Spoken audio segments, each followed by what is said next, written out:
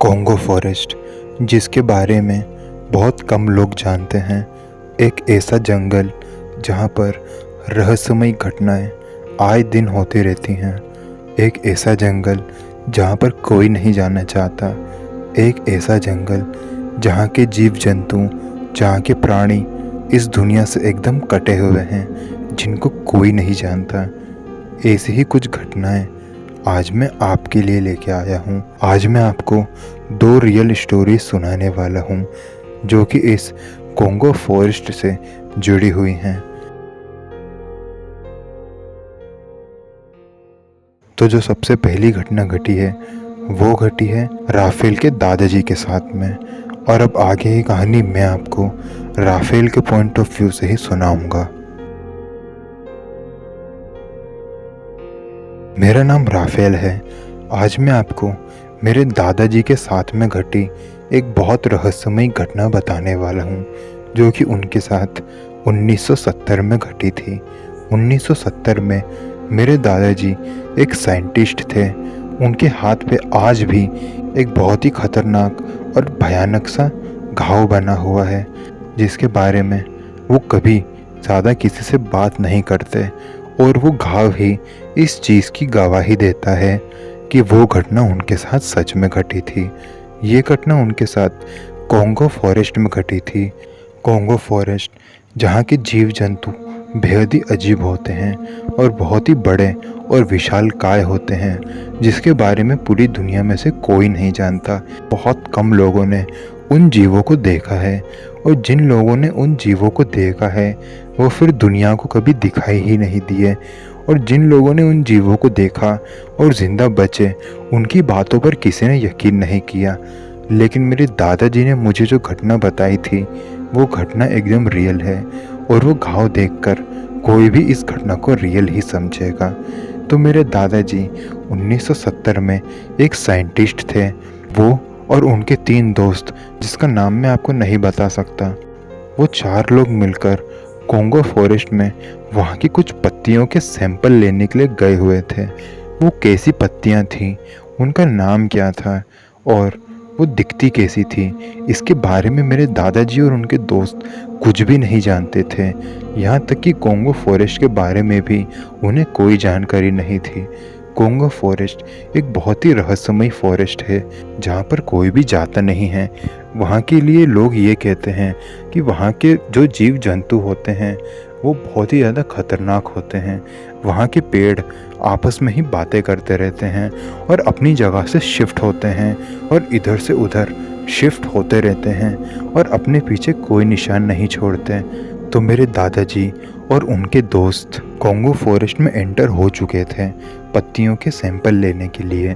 और क्योंकि मेरे दादाजी नहीं जानते थे कि वो फॉरेस्ट में जो पत्तियां वो जिसके सैंपल लेने के लिए गए हुए हैं वो कैसी दिखती हैं, इसलिए उन्होंने अपने सामने जो भी पत्तियां थी उसके ही सैंपल अपने सैंपल पॉकेट में डाल लिए। वो जंगल इतना ज़्यादा घना था जिसके बारे में आप सोच भी नहीं सकते। वो इतना ज़्यादा घना था कि दिन के समय में भी वो जंगल ऐसा लगता था जैसे रात हो रही है। वहाँ पे सूरज की रोशनी बहुत बहुत कम आ पाती थी। तो दिन में तो मेरे दादाजी ने बहुत ज़्यादा सैंपल कलेक्ट कर लिए और वो धीरे धीरे करके जंगल के बहुत अंदर जा चुके थे। और क्योंकि वो जंगल के बहुत ज़्यादा अंदर जा चुके थे तो उन्होंने सोचा कि क्यों ना आज रात वो इसी जंगल में रुक जाते हैं। वो जंगल में रुकने का उन्होंने फ़ैसला कर लिया था। उन्होंने अपना टेंट वेंट लगाया और अंदर बैठकर बातें करने लगे चारों दोस्त। वो बातें कर ही रहे थे, तभी अचानक से उनसे करीबन थोड़ी ही दूर पर ऐसी आवाज़ आई जैसे कोई पेड़ टूटकर ज़मीन पर गिरा हो। ऐसी ही आवाज़ उन्हें सुनाई दी थी। मेरे दादाजी के दोस्तों ने उन्हें कहा कि हमें जाकर देखना चाहिए, लेकिन मेरे दादाजी ने एकदम मना कर दिया कि हम लोग पहले ही एक रहस्यमयी जंगल में हैं, हम लोग वहाँ नहीं जाएंगे। लेकिन मेरे दादाजी के दोस्तों ने कहा हो सकता है वहाँ पर किसी को हमारी ज़रूरत हो, हमें जाना चाहिए। हो सकता है वहाँ पर कोई इंसान हो जिसे हमारी ज़रूरत हो, हमें जाकर उसकी मदद करनी चाहिए। मेरे दादाजी के दोस्तों के इतने इंसिस्ट किए जाने पर मेरे दादाजी जाने के लिए रेडी हो गए। मेरे दादाजी और उनके चारों दोस्त उसी आवाज़ की तरफ बढ़ते हुए जा रहे थे। उन्हें कुछ भी दिखाई नहीं दे रहा था। एक तो पहले ही रात हो चुकी थी और वैसे भी वहाँ पे दिन में भी लाइट नहीं आती थी, तो रात में तो क्या ही दिखाई देगा। वो लोग टॉर्च भी नहीं जला सकते थे, क्योंकि उससे जो भी इंसान या जो भी जीव सामने था उसे उनकी लोकेशन के बारे में पता चल जाता। इसलिए वो बहुत धीरे धीरे करके उस आवाज़ की तरफ बढ़ते हुए जा रहे थे। जिस ज़मीन पर वो चल रहे थे वो बहुत ज़्यादा कीचड़ वाली थी। बहुत ही हैरानी की बात है, वहाँ पर बारिश तो हुई नहीं थी, फिर भी उनके जूते ज़मीन के अंदर धंसते जा रहे थे। उनको चलने में बहुत प्रॉब्लम हो रही थी। फिर धीरे धीरे करके वो उस आवाज़ वाली जगह पर पहुंच गए। उन्होंने देखा कि वहाँ पर एक पेड़ टूटा पड़ा हुआ था। ज़मीन पर वो पेड़ ऐसे हालत में पड़ा हुआ था जिसको देखकर लग रहा था कि इसको किसी ने ज़मीन से ही उठाकर पटक दिया हो, उसको किसी ने काटा हो। ऐसा नहीं लग रहा था। मेरे दादाजी और उनके दोस्त उस पेड़ को देख ही रहे थे। इतने में ही उस पेड़ में हलचल होना शुरू हुई। वो पेड़ अपने आप ही खड़ा हो गया और फिर से एक नया का नया पेड़ बन गया। अभी अभी मेरे दादाजी ने जो देखा था वो क्या था, उस पर वो खुद यकीन नहीं कर पा रहे थे। तभी अचानक से ही उस पेड़ के बाजू वाला पेड़ भी हिलने लगा। उसमें मोशन होना शुरू हो गई थी। वो ऐसे हिल रहा था जैसे उनके अंदर जान आ गई हो। वो दोनों पेड़ हिल रहे थे और ऐसा लग रहा था जैसे दोनों बातें कर रहे हों आपस में ही। उन दोनों पेड़ों ने अपनी अपनी जड़ें फैलाना शुरू करी, जो कि मेरे दादाजी के एक दोस्त के पैरों में आकर लगी। वो पेड़ शायद उस दोस्त को अपने अंदर ले लेना चाहता था और इसीलिए उसने मेरे दादाजी के दोस्त के पैरों को पकड़ लिया था। मेरे दादाजी का दोस्त डर के मारे बहुत ज़्यादा चिल्ला रहा था और वो आवाज़ पूरे जंगल में गूंज रही थी। मेरे दादाजी और उनके बाकी बच्चे दोस्तों ने उस जड़ों को खोलने की बहुत कोशिश करी, लेकिन वो खुल ही नहीं रही थी। फिर मेरे दादाजी के पास एक पिस्टल भी थी जो वो अपनी सेफ्टी के लिए लेके आए थे। वो पिस्टल उन्होंने उस जड़ पर चलाना शुरू कर दी। वो जड़ ने उस दोस्त का तो पैर छोड़ दिया, लेकिन एक बहुत ही घिनौना सा घाव मेरे दादाजी के हाथ पर मार दिया, जिससे मेरे दादाजी के हाथ में जो बंदूक थी वो भी नीचे गिर गई। मेरे दादाजी बहुत ज़्यादा डर गए थे। वो भागते हुए उस जंगल से बाहर निकले और उनके बाकी बचे दोस्त भी। मेरे दादाजी के हाथ से बहुत ज़्यादा खून बह रहा था। जंगल के बाहर निकलते ही उन्होंने देखा कि सुबह हो गई है। दादाजी के दोस्तों ने उनकी हाथ की मरहम पट्टी करी। उसके बाद वो बाकी सैंपल वगैरह सब कुछ उनके पास एकदम सेफली रखा हुआ था। वो सैंपल को लेकर अपने लैब गए और उन्होंने एक फ़ाइल में ये सारी चीज़ें लिखी जो उन्होंने फेस की थी। उनके जो हेड थे उन्होंने क्लियरली उनको कह दिया था, जो तुम्हारे साथ घटा है वो तुम किसी के साथ भी शेयर नहीं करोगे, वरना तुम्हारे लिए बुरा होगा। और फिर उस फाइल को एक कॉन्फिडेंशियल फाइल बनाकर छोड़ दिया गया। और फिर बहुत सालों बाद ये घटना मुझे मेरे दादाजी ने बताई, जो मुझे तो एकदम असली लगती है, क्योंकि उनके हाथ पर वो घाव आज भी मौजूद है।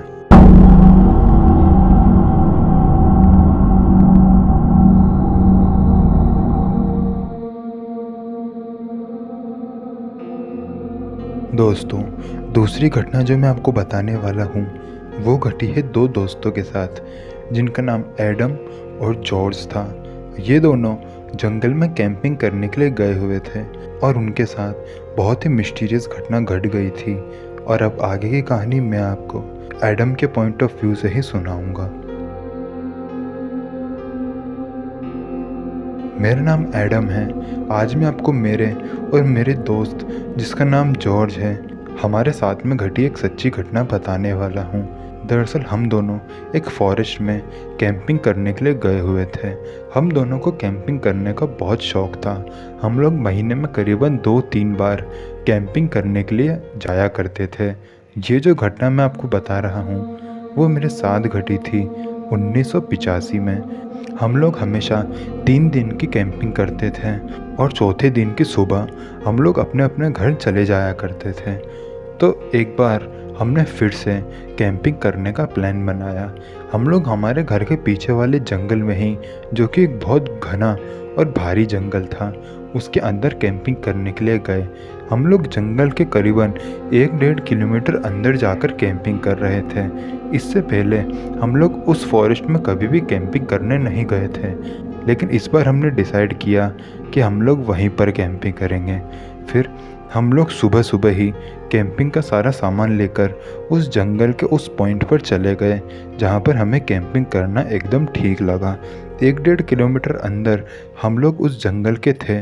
सुबह सुबह का मौसम था और क्योंकि हम लोग बहुत ज़्यादा जल्दी उठ गए थे तो हमें बहुत ज़्यादा एनर्जी फील हो रही थी हमारे अंदर, इसलिए हमने बहुत जल्दी में ही कैंप लगाया और कैंप फायर भी जला ली थी क्योंकि ठंड बहुत हो रही थी। वैसे तो कैंप फायर रात में जलाई जाती है, लेकिन हमें ठंड लग रही थी, इसलिए हमने कैंप फायर जलाई थी। कैंप फायर की लकड़ियाँ हमारे पास ज़्यादा नहीं थी, आसपास की लकड़ियों को ही उठाकर हमने कैंप फायर जलाई थी, लेकिन ये कैंप फायर बहुत ही जल्दी बुझ जाती। इसलिए मैं और जॉर्ज कैंप फायर की लकड़ियाँ ढूंढने के लिए जंगल में अंदर गए और बहुत सारी सूखी लकड़ियाँ लेकर आए और कैंप के पास में रख दी। और पूरे दिन हम लोग बस बातें करते रहे, एक दूसरे से गप्पे ही लड़ाते रहे। कुछ खास हमने किया नहीं था। शाम के करीबन 6 या 7:30 बज रहे होंगे। रात जल्दी हो गई थी और क्योंकि जंगल था तो वैसे भी रात तो जल्दी होनी ही थी। खैर, हम लोग खाना खा रहे थे उस वक्त, तभी अचानक से जॉर्ज जंगल के अंदर देखने लगा। वो एकटक होकर जंगल के अंदर देखे जा रहा था, बस वो अपनी आंखें भी नहीं झपका रहा था। वो मेरे पीछे जो जंगल मौजूद था वो वहाँ देख रहा था। मैं उसको करीबन 2 या 3 मिनट तक नोटिस किया। मैंने देखा कि वो एकटक होकर जंगल के अंदर देखे जा रहा है। वो एक बार भी अपने पलके नहीं झपका रहा था। जहाँ वो देख रहा था वहाँ मैंने भी देखने की कोशिश करी, लेकिन मुझे वहाँ पर कुछ अलग दिखा नहीं, बस वही पेड़ पौधे और जंगली इलाका। मैंने जॉर्ज से पूछा, जॉर्ज तुम वहाँ क्या देख रहे हो? वहाँ तो कुछ भी नहीं है। जॉर्ज ने कहा, मुझे वहाँ कोई बुला रहा है। मैंने कहा, मुझे तो कोई आवाज़ सुनाई नहीं दी, तुम्हें कौन बुला सकता है? तो जॉर्ज ने कहा कि मैं जा रहा हूँ। ये कहकर जॉर्ज ने अपने हाथ में जो प्लेट थी उसको वहीं पटका और बहुत तेज़ी से उस तरफ भागने लगा जहाँ वो पहले देख रहा था। मैंने जॉर्ज को बहुत आवाज़ें लगाई, जॉर्ज रुको, जॉर्ज ये तुम कहाँ जा रहे हो?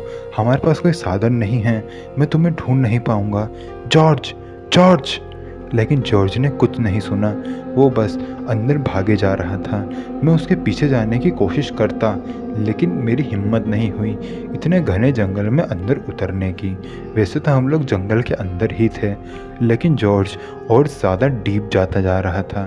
खैर, करीबन 1 या 2 मिनट बाद ही जॉर्ज की बहुत ज़ोर से चीखने की आवाज़ सुनाई दी।